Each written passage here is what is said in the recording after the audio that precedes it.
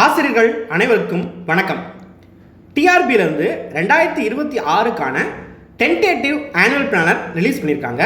அதை பற்றி ஃபுல்லாக பார்த்துடலாம். 2025 ஆனுவல் பிளானருக்கும் 2026 ஆனுவல் பிளானருக்கும் வித்தியாசம் இருக்குது.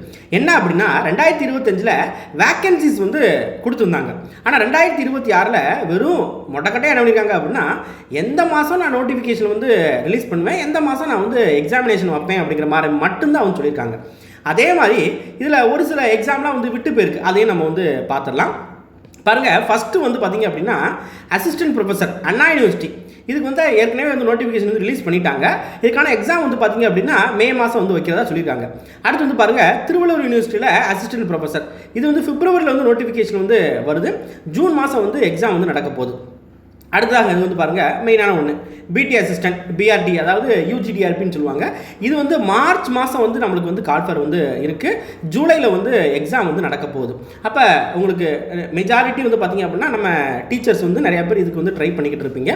ஸோ நீங்கள் டெட்டில் நீங்கள் செலக்ட் ஆகியிருந்தீங்க, இந்த எக்ஸாமில் நீங்கள் ரிசல்ட்டுக்காக வெயிட் பண்ணுறீங்க அப்படின்னா மறக்காமல் என்ன பண்ணுங்க அப்படின்னா நல்லா படிச்சுங்க. ஏன்னா டைம் கம்மியாக இருக்குது. பார்க்குறதுக்கு 6 மாதம் இருக்குங்கிற மாதிரி தெரியும். பட் நல்லா படிச்சுருங்க. சரியா? ஜூலையில் எக்ஸாம் வைக்கிறாங்க. இது என்ன ஒரு விஷயம் அப்படின்னா, எவ்வளோ வேக்கன்சிஸ் அப்படிங்கிறத மென்ஷனே பண்ணலை. சரி, என்ன பண்ணுறாங்க அப்படின்னு சொல்லிட்டு நோட்டிஃபிகேஷன் வந்ததுக்கப்புறம் தான் தெரியும். அடுத்ததாக டெட்டுக்குரிய அந்த எலிஜிபிலிட்டி டெஸ்ட் இருக்கு இல்லையா, இது பார்த்தீங்க அப்படின்னா மே மாதம் கால்ஃபர் ஆகுதுன்னு சொல்லியிருக்காங்க. டெட்டை பொறுத்த வரைக்கும் என்ன அப்படின்னா 2 டைம் கால்ஃபர் வருது அப்படின்னு சொல்லியிருக்காங்க. ஏற்கனவே சொல்லியிருந்தாங்க ஒரு வருஷத்துக்கு 2 டைம் வைப்போம் அப்படின்னு சொல்லிட்டு. இதில் எது ஸ்பெஷல் டெட்டு எது நார்மலான டெட்டு அப்படின்னு சொல்லி தெரில. ஸ்பெஷல் டெட்டுனா ஆசிரியர்களுக்கு மட்டும், அதாவது அரசு பள்ளி ஆசிரியர்கள் இருப்பாங்க இல்லையா, அவங்களுக்கு மட்டுமான தேர்வு. இப்போ மே மாதம் டெட்டு கால்ஃபர் இருக்குது. அடுத்து அக்டோபர் மாதம் டெட்டு கால்ஃபர் இருக்குது. மே மாதம் வைக்கிற, அதாவது மே மாதம் கால்ஃபர் பண்ணுற எக்ஸாமுக்கு ஜூலை மாதம் எக்ஸாம் நடக்க போகுது. அதே மாதிரி அக்டோபர் மாதம் கால்ஃபர் பண்ணுறதுக்கு டிசம்பர் மாதம் நடக்க போகுது. அடுத்து சிஎம்ஆர்எஃப் இது ஜூனில் கால்ஃபர் பண்ண, இதெல்லாம் அதிகமாக அப்ளை பண்ண மாட்டாங்க. அடுத்தாக செட்டு பார்த்திங்க அப்படின்னா ஜூலையில் கால்ஃபர், செப்டம்பரில் எக்ஸாம் நடக்குது. இப்போ அதிகமாக டீச்சர்ஸ் என்ன ப்ரிப்பேர் பண்ணுவாங்க அப்படின்னா இந்த டெட்டுக்கு ப்ரிப்பேர் பண்ணுவாங்க. டெட்டில் பாஸ் ஆனவங்க என்ன பண்ணுவாங்க அப்படின்னா எஸ்ஜிடி அப்படின்னு சொல்லக்கூடிய அந்த எக்ஸாமுக்கும் அடுத்து யூஜிடிஆர்பிக்கும் ப்ரிப்பேர் பண்ணுவாங்க. இப்போ இங்கே பாருங்களேன், இந்த இதில் எஸ்ஜிடி காணும், எஸ்ஜிடி காணும். சரியா? அப்போ பேப்பர் 1 எழுதுனவங்களாம் என்ன பண்ணுவாங்க, இப்போ என்ன ஒரு விஷயம் அப்படின்னா பேப்பர் 2 எழுதுனவங்களுக்கு என்ன பண்ணுறாங்க அப்படின்னா அந்த நியமன தேர்வு அப்படிங்கிற ஒன்றை வைக்கிறாங்க. ஆனால் பேப்பர் 1க்கு இதில் நோட்டிஃபையே பண்ணலை. அப்போ டிஆர்பி எந்த இதில் இந்த ஆனுவல் பிளான் ரிலீஸ் பண்ணாங்கன்னு சொல்லி தெரியல. சரியா? அதே மாதிரி நோட்டிஃபிகேஷன், அதாவது இந்த ஆனுவல் பிளானில் வேக்கன்சியும் வெளியிடல.